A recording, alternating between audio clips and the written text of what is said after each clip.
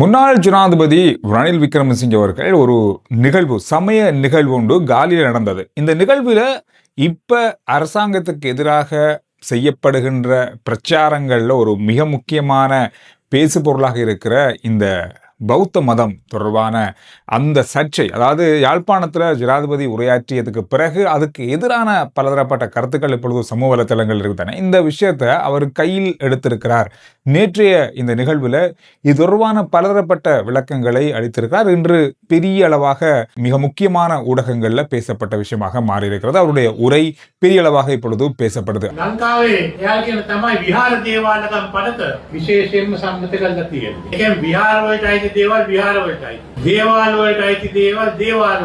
பௌத்த மதத்தினை பாதுகாக்க வேண்டியது அரசாங்கத்தினுடைய கடமை. விகாரைகள், தேவாலயங்கள் இவற்றை நடைமுறைப்படுத்துறதுக்கு சட்டம் ஏற்கனவே நடைமுறையில இருக்கு. விகாரைகளுக்கு மக்கள் வழங்குகின்ற தங்க நகைகளை அரசாங்கம் கையாள முடியாது. விகாரைகள் தான் கையாள வேண்டும். அதுக்கான பொறுப்புகள் அவங்கள்ட்ட இருக்கு. அதை அரசாங்கம் கையாளும் போது என்ன நடக்கும் அப்படின்னு சொல்லி எனக்கு சொல்ல தெரியாது.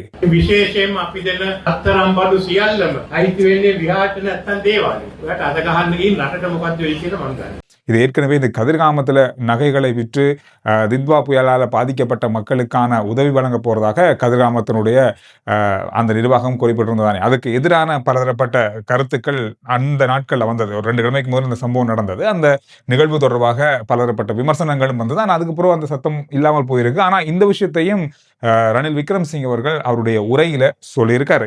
அது மட்டுமில்லாமல் மகா சங்கத்துடன் இணைந்து பௌத்த மதத்தை பாதுகாக்க வேண்டியது அனைத்து அரசியல் கட்சியினுடைய கடமையாக இருக்க வேண்டும் அப்படின்றதையும் அவருடைய உரையில குறிப்பிட்டிருந்த அதே நேரத்தில் 1985 ஆங்கிலேயர் காலத்திலேயே கண்டி ஒப்பந்தம் கொண்டு வரப்பட்டது. இந்த கண்டி ஒப்பந்தத்துல மிக முக்கியமாக சொல்லப்பட்டிருக்கிற விஷயம் சொன்னா, பௌத்த மதம், அதன் வழிபாட்டு முறைமை, மகா சங்கத்தினுடைய இந்த விஷயங்களை மீற முடியாது, இது சட்டத்துக்குட்பட்டது அப்படின்றதையும் அவர் நினைவுபடுத்தியிருக்காரு. எனவே இந்த விஷயம் இன்று பெரிய அளவாக ஒரு பேசு பொருளாக மாறி இருக்கிறது. நிறைய இந்த கருத்துக்கு ஆதரவாகவும் அவருக்கு எதிரான விமர்சனங்களும் இதுல இருக்கத்தான் செய்து.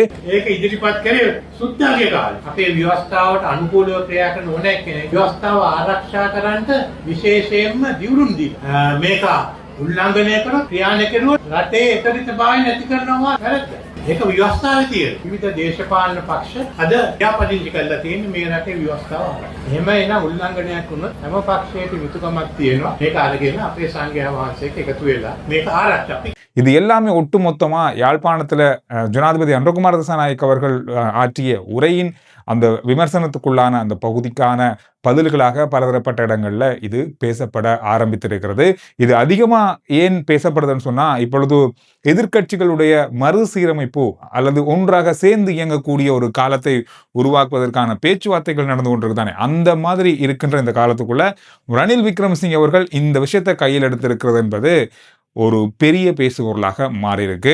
எனவே நீண்ட இடைவெளிக்கு பிறகு ரணில் விக்ரமசிங்கே இப்படியான ஒரு உரையை நிகழ்த்தி இருக்கிறார் அப்படின்ற ஒரு கருத்தும் இப்பொழுது சமூகத்தின் மத்தியில பேசப்படுது. நீங்க அவருடைய உரை பற்றி என்ன நினைக்கிறீங்கன்றத கருத்துக்கள்ல சொல்லுங்க. அரசாங்கம் சொல்றது மட்டுமில்ல, அது உடனடியாக அமுல்படுத்தப்படுது அப்படின்றதுக்கு இன்றைய நாள்ல கொழும்பினுடைய மிக முக்கியமான இடமான புறக்கோட்டையில இன்று இடம்பெற்ற நிகழ்வு தான். அதாவது போக்குவரத்து பேருந்துகள், பொது போக்குவரத்து சாரதிகள் இன்று பரீட்சிக்கப்பட்டிருக்கிறார்கள்.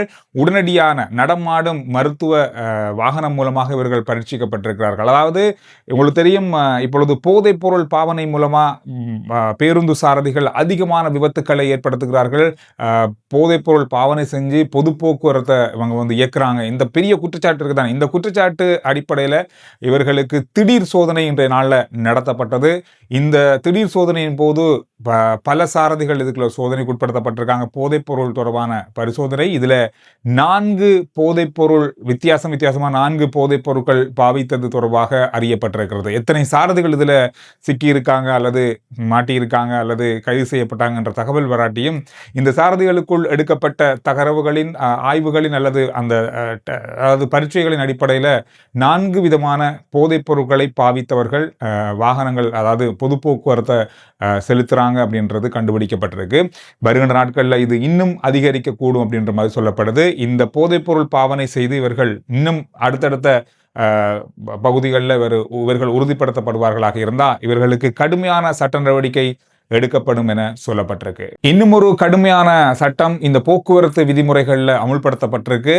இந்த வருடம் 2026ஆம் ஆண்டு ஜனவரி மாதம் 1ஆம் தேதி முதல் இது அமுலுக்குள்ள வந்திருக்கிறது. அதாவது நெடுஞ்சாலைகள் மூலமாக பயணிக்கின்ற அத்தனை போக்குவரத்து, பயணிகள் போக்குவரத்து பேருந்துகள், பயணிகள் போக்குவரத்து வாகனங்கள் எல்லாவற்றுக்குமே சாரதி உள்ளிட்ட பயணிகள் அனைவரும் சீட் பெல்ட் அணிந்திருப்பது கட்டாயமானது என்று சொல்லப்பட்டிருக்கு. யாராவது ஒருத்தராவது அந்த பேருந்தில் போகும்போதோ அல்லது பொது போக்குவரத்தில் போகும்போதோ சீட் பெல்ட் அணியாமல் இருந்தால் அவருக்கு எதிராகவும் சட்ட நடவடிக்கை எடுக்கப்படும், சாரதி நடத்துனருக்கு எதிராகவும் சட்ட நடவடிக்கை எடுக்கப்படும் என்ற தகவல் வெளியிடப்பட்டிருக்கிறது. இது கடுமையாக இப்பொழுது நெடுஞ்சாலைகளில் போக்குவரத்து போலீசார் அவதானிக்கிற ஒரு விஷயமாக இருக்குது. எனவே பொது போக்குவரத்தில் பயணிக்கிற நீங்கள் சீட் பெல்ட் போகாமல் போகாதீங்க. அது சாரதிகளுக்கும் நடத்துனர்களுக்கு மட்டுமில்லை, போடாமல் அதை சீட் பெல்ட் அணியாமல் இருக்கிறதற்கும் சட்டத்தின் அடிப்படையில் தண்டனை இருக்கு அப்படின்றத சொல்லியிருக்காங்க. மிக அவதானமாகவும் உன்னிப்பாகவும் கவனிக்கப்படுகிற விஷயமாக இது மாறி இருக்கிறது. சர்வதேச அளவில் இப்பொழுது தங்கத்தினுடைய விலை இன்று வரலாறு காணாத அளவு உயர்ந்திருக்கிறது. இதனால இலங்கையிலையும் தங்கத்தினுடைய விலை ஒரு நாளில் 15,000 ரூபா 2 தடவை உயர்ந்திருக்கிறது. ஒட்டுமொத்தமாக 15,000 ரூபா இன்றைய நாளில் மட்டுமே தங்கத்தினுடைய விலை அதிகரித்திருப்பதாக சொல்லப்பட்டிருக்கு. இதற்கு மிக பிரதானமான காரணம் உலகத்தினுடைய பல நாடுகளுடைய ரூபா பெறுமதி பாரிய அளவான வீழ்ச்சியை சந்தித்து கொண்டிருக்கிறது. அது மட்டுமில்லாமல் அமெரிக்க டாலருடைய பெறுமதியும் பாரிய அளவான வீழ்ச்சியை சந்தித்து கொண்டிருக்கிறது. உலக நாடுகளின் அடிப்படையில் எப்போ வேணாலும் எங்கே வேணாலும் யுத்தம் நடக்கலாம் அப்படின்ற ஒரு பதட்டமான சூழ்நிலை இருக்குது. இப்போ நம்ம நாட்டில் அதெல்லாம் இல்லை நினைத்தாலும் பல நாடுகளில், ஈரான் உள்ளிட்ட பல நாடுகளில் இந்த மாதிரியான யுத்த சூழல் ஒன்று உருவாகி கொண்டிருப்பதால அமெரிக்க டாலருக்கான பெறுமதி பெரிய பாரியளவான வீழ்ச்சியை சந்தித்துக் கொண்டிருக்கிறது. இதன் காரணமாக தங்கத்தில் முதலீடு செய்பவர்களுடைய எண்ணிக்கையும் தங்கத்தை வாங்குபவர்களுடைய எண்ணிக்கையும் அதிகரித்திருப்பதால இந்த தங்க விலை பாரிய அளவாக வரலாற்றிலேயே இதுவரையில் இல்லாத அளவான உயர்வை இன்றைய நாளில் சந்தித்திருக்கிறது. ஒரு அவுனுக்கான விலை 4,800 அமெரிக்க டாலர்களாக இன்றைய நாளில் பதிவாகி இருக்கு. இதுவரையில் இல்லாத அளவுன்னு சொல்லப்படுது. இது வரும் நாட்களில் இன்னும் அதிகரிக்கலாம். தங்கத்தினுடைய விலை இலங்கையிலேயும் இன்னும் மோசமான முறையில் கிட்டத்தட்ட 4 லட்சத்தையும் தாண்டி செல்லலாம் அப்படின்ற மாதிரி சொல்லப்பட்டிருக்கு. இன்றைய நாளில் மட்டுமே 22 கேரட் தங்கத்தினுடைய விலை 3,56,125 ரூபாவாக விற்கப்பட்டிருக்கிறது. ஒரு நாளில் இன்றைக்கு மட்டும் 15,000 ரூபாய் அதிகரித்திருக்கிறது. தித்வா புயலினால் பாதிக்கப்பட்டு உயிரிழந்தவர்களுடைய மரண சான்றிதழ் வழங்கும் நிகழ்வுகள் நடந்து கொண்டிருக்கு. இதுல இதுவரைக்கும் இந்த புயலினால், இந்த அனர்த்தத்தினால் பாதிக்கப்பட்டு உயிரிழந்தவர்களுடைய 525 பேருடைய மரண சான்றிதழ்கள் வழங்கப்பட்டிருப்பதாக இன்று நாளில் பாராளுமன்றத்தில் குறிப்பிடப்பட்டிருக்கு. இதோட இன்று காலையிலே பார்த்த ஒரு முக்கியமான செய்தி, அதிகூடிய போதைப் பொருளை கைப்பற்றிய இன்னும் ஒரு நாளாக இன்றைய நாள் பதிவாகி இருக்கு. கிட்டத்தட்ட 900 மில்லியன் ரூபாய் பெறுமதியான, கிட்டத்தட்ட 90 கோடி பெறுமதியான போதைப் பொருள், 61 கிலோ போதைப் பொருள் ஒரு முச்சக்கர வண்டியிலிருந்து கைப்பற்றப்பட்டிருக்கிறது. விசேட அதிரடி படையினரால் இந்த கைது நடவடிக்கையும் இந்த கைப்பற்றலும் இன்று நாளில் இடம்பெற்றிருந்தது. இதில் பயணம் செஞ்ச முச்சக்கர வண்டி சாரதி கைது செய்யப்பட்டிருக்காரு. முதல்கட்ட விசாரணைகள் நடந்து வருவதாக சொல்லப்பட்டிருக்கு. ஒரு முச்சக்கர வண்டியிலிருந்து கைப்பற்றப்பட்ட அதிகூடிய போதைப் பொருளாகவும் அதிகூடிய பெறுமதி வாய்ந்த போதைப் பொருளாகவும் இது இருப்பதாக சொல்லப்பட்டிருக்கு. காலநிலையில நீங்க பார்த்திருப்பீங்க, ஒரு பெரிய அளவான மாற்றம் ஏற்பட்டிருக்கிறது. பெரிய அளவான மாற்றம், அதாவது பல இடங்கள்ல குளிர், நோரலியா மாதிரியான குளிர் பிரதேசமாக மாறி இருக்கிறது. வடக்கு, கிழக்கு உள்ளிட்ட பல பிரதேசங்கள். குறிப்பாக சொல்ல போனால் இதற்கு மிக முக்கியமான காரணம் அதாவது நம்ம வான்நிலையில ஏற்பட்டிருக்கிற அதிகூடிய தூசி படிந்த காலநிலை அப்படின்ற தகவல் வழியாக இருக்கு. அது மட்டும் இல்லாமல் இன்றைய நாளில் நோரலியாவில் அதி குறைந்த வெப்பநிலையாக பதிவாகி இருக்கிறது, 7.4 செல்சியஸ். இதுவரையில நோரலியாவில் பதிவாகாத ஒரு வெப்பநிலை 7.4 செல்சியஸ். மிக அதிகமான குளிரை கொண்ட ஒரு பிரதேசமாக இப்பொழுது நோரலியா இருக்கிறது.